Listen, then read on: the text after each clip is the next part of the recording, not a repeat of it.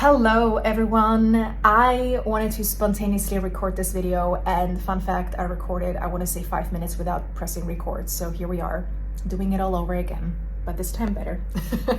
I want to speak about why I manifested everything that I ever desired. And this is not a video where I'm like, I am amazing because I have all these things. It's more of really a heartfelt message that I want to share with you, because I remember having these big dreams as a child. I'm gonna get emotional, wow.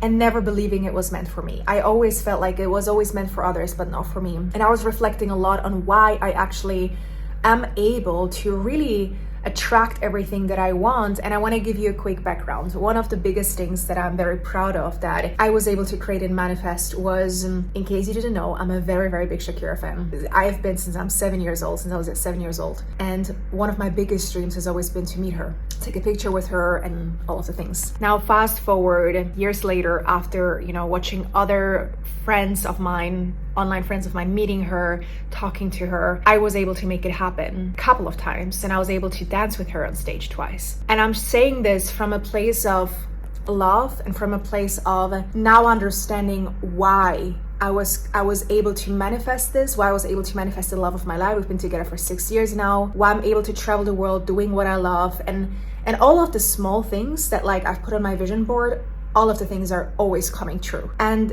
it doesn't matter the timeline, it doesn't matter when it happens, what matters is that it happens. And I remember when I first stumbled across manifestation content, I was very intrigued because everyone was talking about law of attraction, law of assumption, visualization, all of those tools that work. I don't want to say that they don't work, but I always felt like sometimes I would do what I needed to do to manifest, and I would either manifest a piece of it, or I would manifest it and lose it again, or it felt very difficult to even align with that vision. The vision felt so far away that it actually demotivated me more from what I truly thought was possible for me. And so I was like, there's something that I'm missing here. There's something that I'm not seeing. Why is everyone having all these quantum leaps? I understand what I need to do. I'm doing it.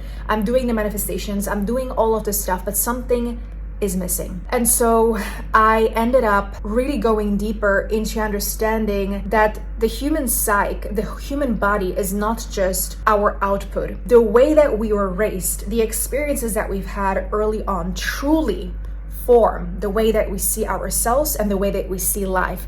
We see the world through a lens of our worldview, of our self-image, of our experiences. And so when we learn early on that certain things about life are unfair, or that the world is difficult, or that there's a lot of fighting around money, there's a lot of fighting around success, that you have to get yourself with, elbows to the finish line, whatever that might be, you start to live life that way.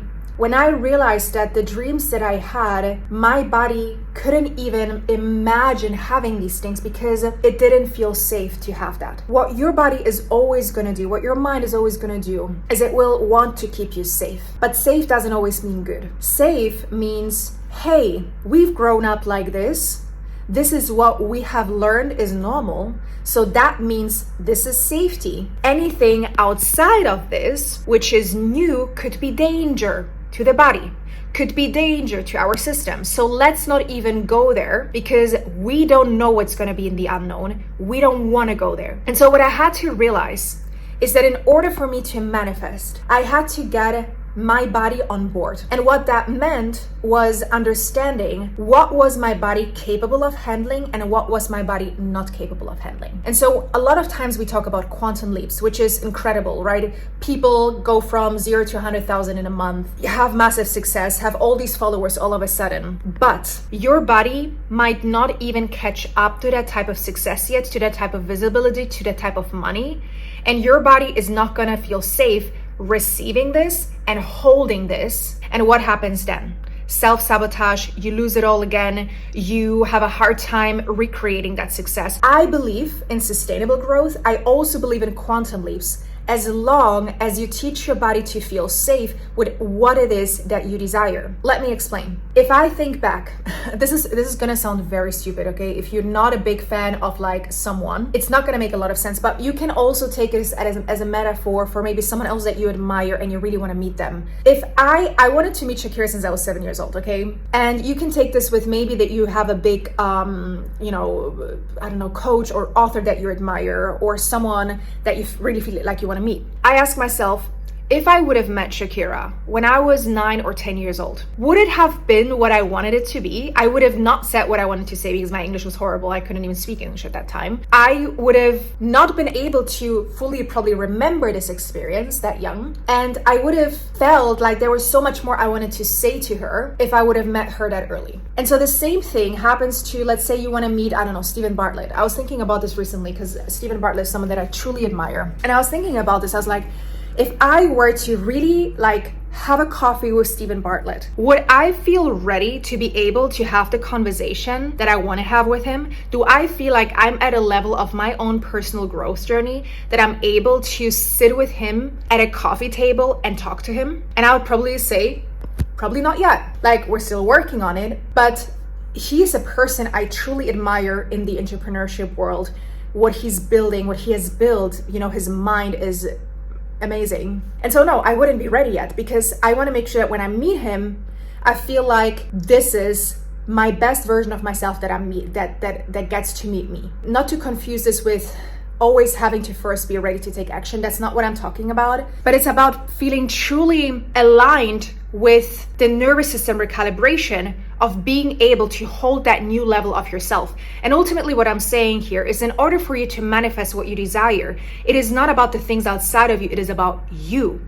You becoming a better version of you, you understanding yourself more, you learning more about yourself, about your body, who you are, what you want to create in life. That is how you manifest incredible things. Because what is the point of manifesting $100,000 in a month when you're not able to hold that level of success? Let's say you don't even have a team yet to be able to recreate that. You're trying to recreate something that has no foundation. And that is what I'm going at. It's like so many times we want to manifest something without any proper foundation, and then we lose it all, or we can't keep it because there was no foundation.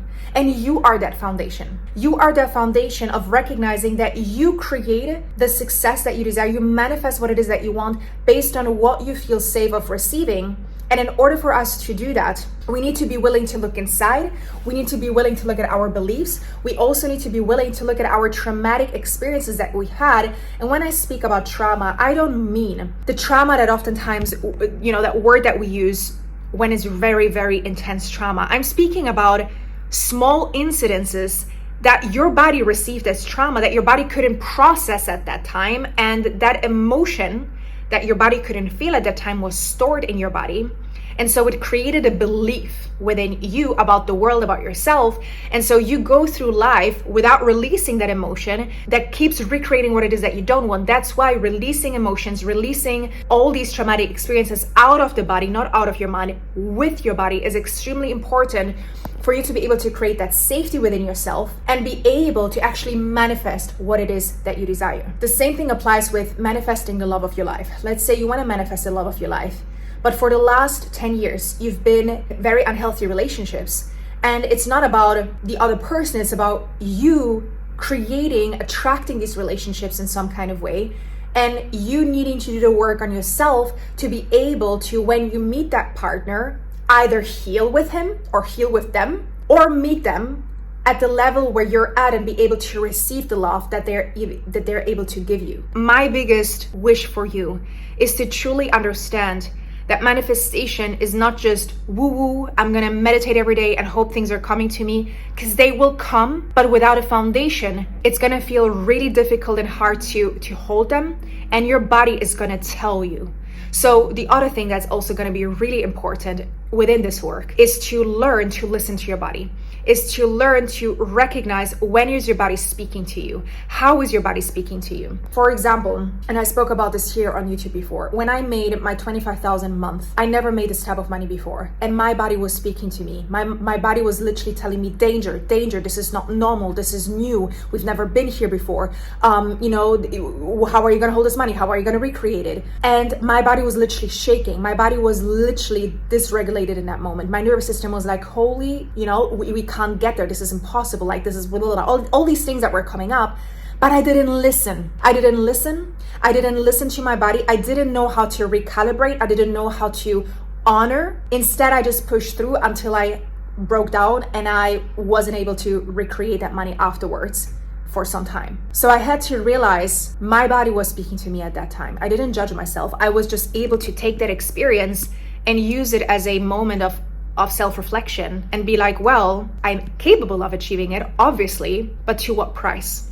And so I want to invite you to look at your own experiences where maybe you've had a quantum leap or you've manifested something that was incredible and you weren't able to hold it, or maybe self-doubt came in, or maybe something happened that made you lose all of it again, or maybe you judge yourself, whatever that might be, because that's your moment where you're going to grow. That's your moment of looking at it from the objective point of view and being able to analyze it without judging yourself for what happened afterwards. That's when you start to heal. That's when you start to be a master manifester, because you know yourself better than anyone else does. And when you do, you're able to create anything else that you want outside of yourself. I really hope that this resonated. It was a very spontaneous video that I wanted to create, but I really wanted to share this with you. Let me know your thoughts. I'm sending you so much love, and until next time, bye-bye.